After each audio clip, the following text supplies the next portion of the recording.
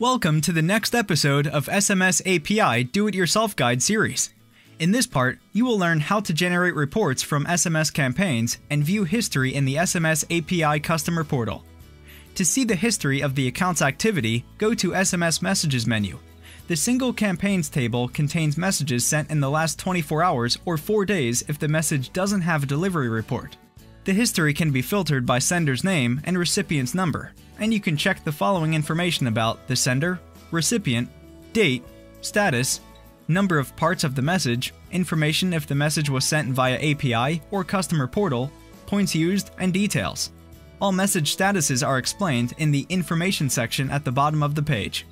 The history of sent bulk contains messages sent from the customer portal at one time to more than one recipient. The table contains the same information as the history of single campaigns, except that after sending, you can download the message delivery report in PDF in the form of a summary or CSV with detailed information. If a bulk campaign is being sent, it can be paused by pressing the pause button. Suspended ones may be resumed or stopped completely. In this case, a refund will be made for all unsent messages. In the Reports tab, it's possible to generate summaries based on any settings. Reporting method from a selected period or periodically, generate it recurring, date range, last month, week, year, or selected range from, to. And report type, detailed, short, or bulks. A detailed report means a list of individual messages sent in a selected period, a short report is a list with the number of messages sent on individual days, and the bulk report concerns only bulk campaigns.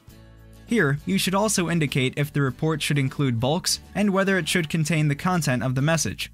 Additional settings include the following options: sending the report to one or more email addresses, giving it a name, attaching the IDX parameter, which is an optional user parameter, attaching data from the database of numbers and information from the short link Cutly. Below, you can select the message statuses, sender names, and account users to whom the report applies. After configuring the settings, click Generate and download the report or find it in the list below. It's worth remembering that if you generate a report with a very large amount of data, it will be added to the queue and then generated by the system. It will be available for download on the list of generated reports or will be sent to the email address if the Send Report to Email option is set. That's it! See you in the next episode!